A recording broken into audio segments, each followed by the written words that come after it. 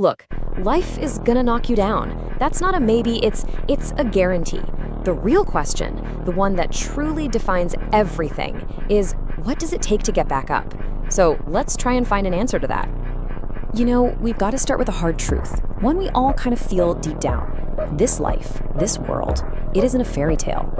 And listen, it doesn't matter who you are or how tough you think you are, life will beat you to your knees and it will keep you there permanently if you let it. And that struggle, that's not just you, it's universal. Okay, so first up, let's just acknowledge the opponent we're all facing. I mean, just think about that for a second. The greatest force, the absolute toughest opponent you will ever face in your entire life is life itself. It's relentless, and it does not pull its punches. All right, knowing that, we have to totally redefine what it even means to win. Because trust me, it's not what you probably think. This forces a huge shift in how we see things, right? We're always told that strength is about how much damage you can dish out, how hard you can hit. But true strength, real victory, is all about how much damage you can absorb. So here's the bottom line. Winning isn't about dodging the hits. No way. It's about taking them, getting knocked flat on your back, feeling all that pain and somehow finding the will to get back up and just take one more step forward. That is how winning is done. And you have to understand the stakes here. Look, the pain from the fight, from the struggle, it's temporary. It might last for a minute, an hour, heck, even a year. Eventually it'll pass. But that feeling you get when you quit, that lasts forever.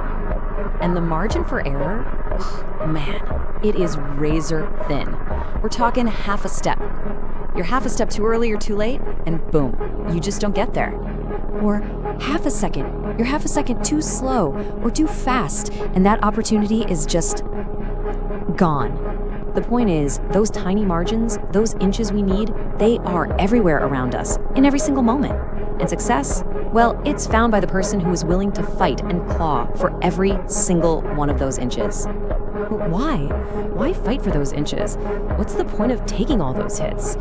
Well, it's because you have something to fight for. Listen to me on this. If you've got a dream, you have got to protect it.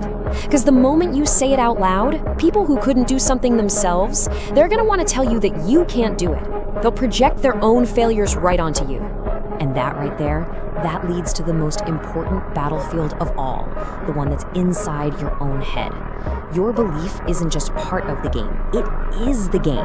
What you truly believe you can do, that's what you're gonna do. So really, it all just boils down to this. If you want something, go get it. Period. No excuses, no blaming anyone else.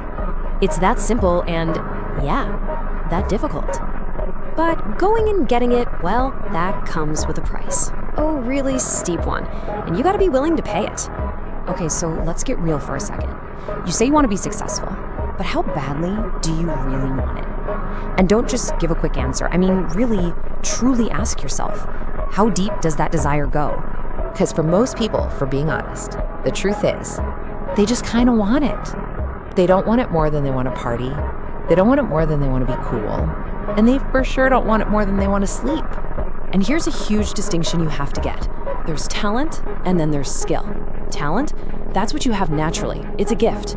But skill? Oh, skill is different. Skill is only developed by hours and hours and hours of just beating on your craft. It's earned. And that's the price. The ability at any moment to sacrifice what you are for what you will become. It's not about losing something.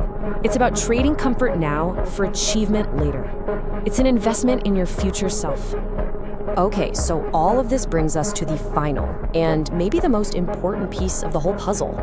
Where does the strength to do all this, where does it actually come from? This is such a deep idea. We think we're afraid of failing, of not being good enough, but the real fear, the one that truly paralyzes us, is the fear of our own light, our own immense potential. What if we actually could do it? That kind of responsibility, it can be terrifying.